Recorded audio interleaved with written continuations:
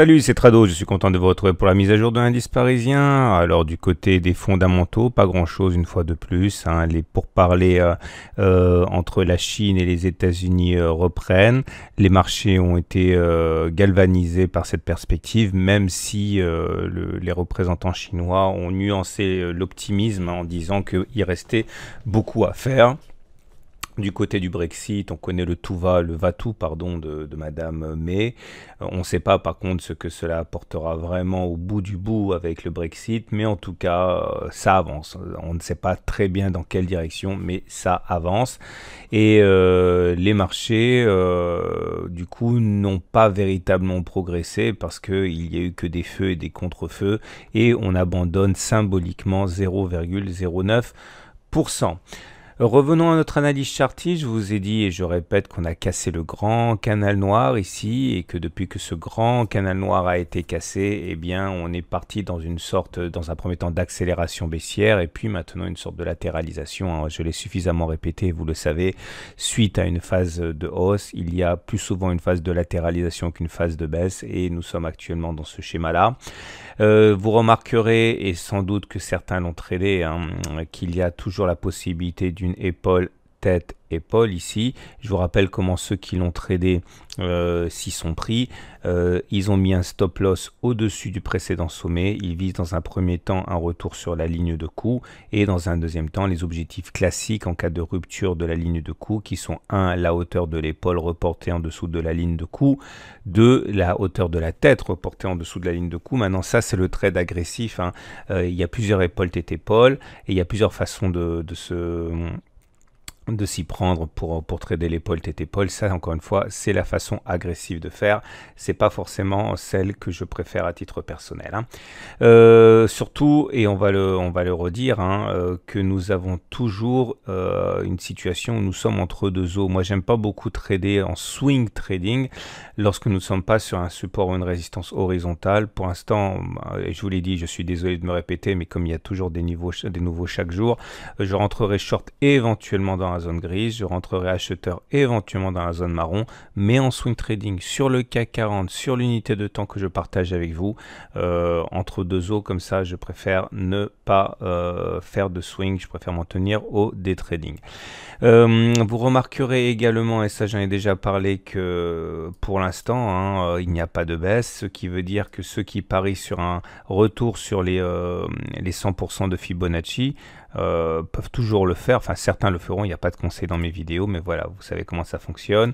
On a tracé les Fibonacci, les 23,6% de Fibonacci ont tenu, ceux qui parient sur un retour sur les 100% ont acheté lorsqu'on a préservé les 23,6% en mettant un stop loss en cas de clôture en dessous des 23,6% ou en cas de clôture en dessous de du précédent creux, avec pour objectif de retourner sur les 100%. Je trouve pas que ce soit un trade absurde non plus, puisqu'il n'y a pas véritablement de tendance. Alors je le répète parce que je lis beaucoup de commentaires assez alarmistes sur les réseaux sociaux. Je vous rappelle d'ailleurs que moi je publie beaucoup de graphes sur les réseaux sociaux, que ce soit sur Twitter ou sur Facebook. Ça n'apparaît pas sur ma chaîne YouTube, ça n'apparaît pas sur mon blog. C'est comme ce sont des graphes rapides. Si vous voulez les voir, il faut impérativement que vous vous abonniez à mon flux Twitter ou Facebook. Il y a 5 ou 6 000 abonnés. Vous pouvez facilement le faire. Et vous aurez comme ça des graphes sur beaucoup d'actions que je ne publie pas. Je referme la parenthèse. En tout cas, pour l'instant, nous avons un chandelier japonais également qui est assez négatif pour le coup. Le chandelier que nous avons eu mercredi était un chandelier d'indétermination, vous voyez, avec grande mèche haute, grande mèche basse, corps étroit.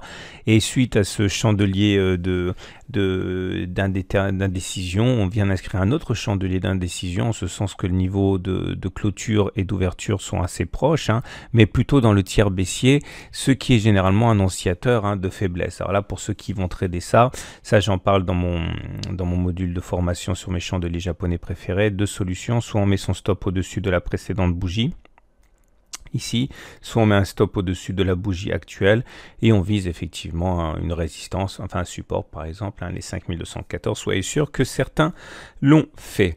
On passe aux indicateurs techniques, à commencer par la moyenne mobile à 20 jours que voilà. nous sommes donc en train d'échouer à repasser la M20. C'est assez inquiétant parce que ça fait quand même 3 séances que l'on vient échouer sur cette M20. Pourtant, elle ne devrait pas être très compliquée à passer, hein, puisque elle est haussière, donc c'est pas une vraie résistance. Et voilà, un rien fait peur visiblement au haussier. C'est assez surprenant. Mais la vérité est à chercher plutôt du côté de la M7. Hein. C'est elle qui, depuis 2 séances, bloque les cours. Hein. Alors là aussi, ça se trade. Hein. Ceux qui ont continué à parier sur le fait que la M7 jouera son rôle de repoussoir, eh bien, mettront une vente à l'approche de la M7 et en intraday, hein, là pour le coup, hein, et mettront un stop loss au cas où on clôturerait au-dessus de la M7 finalement. Regardez, il y a un croisement baissier faible, bon, je l'attendais depuis un moment, hein, le balai M7 M20. Maintenant, a priori, sauf retournement de dernière minute, on devrait avoir un croisement haussier, croisement baissier faible. Ça veut dire que normalement, on devrait avoir une visite mais pas très approfondie, hein, disons aller la Bollinger inférieure, c'est un objectif qui est jouable. Le stop loss devra être mis, vous le savez, hein, au cas où on inscrirait des plus hauts par rapport à cette bougie du 27 mars. Maintenant, si au dernier moment on faisait une belle bougie verte demain, eh bien on aurait plutôt un non-croisement haussier, et ça voudrait dire effectivement un potentiel de hausse non négligeable. J'y reviendrai le cas échéant. Ichimoku, le voilà, très bien l'Ichimoku, toujours haussier, vous voyez le nuage est ascendant. Maintenant, une fois de plus, la Tenkan a fait barrage, elle a déjà fait le barrage 27 mars. Deux solutions, hein. Il y a ceux qui vont être haussiers, ceux qui vont être baissiers comme d'habitude. Hein. Ceux qui sont haussiers, là, passeront à l'achat si on clôture au-dessus de la Kijun ou plus vraisemblablement au-dessus de la Tenkan maintenant. Hein. Ceux qui sont baissiers parieront sur le fait que la Tenkan va jouer un rôle de résistance important, surtout maintenant qu'on est passé en dessous de la Kijun. Ils rentreront baissiers avec encore une fois, je pense, un stop loss quelque part au-dessus de cette bougie.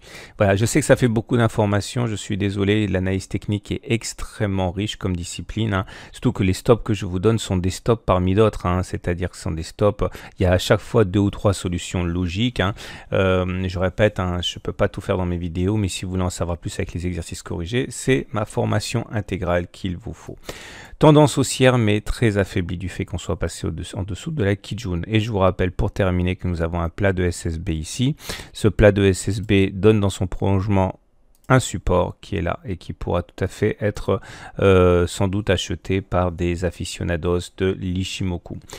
Je pense qu'on a terminé, bah oui c'est bon, alors voilà ce qu'on pouvait dire. Retenez surtout que pour moi la tendance elle est globalement neutre, hein, donc pas de conviction.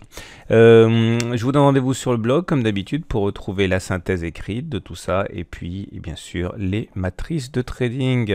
J'espère que vous avez regardé, je vais mettre en fin de vidéo mon webinaire sur êtes-vous fait pour être un trader, parce que vous savez j'ai l'honneur d'être suivi par des milliers d'apprentis traders ou même des traders de niveau intermédiaire. Et au bout de plusieurs semaines, mois ou même avant même que de commencer, certains se demandent s'ils sont faits pour ça. Regardez ma vidéo, j'ai essayé de consigner le fruit de beaucoup d'échanges que j'ai eu avec des personnes qui me suivent. Ça pourra sans doute vous pousser à une petite introspection. Voilà, à demain pour la mise à jour.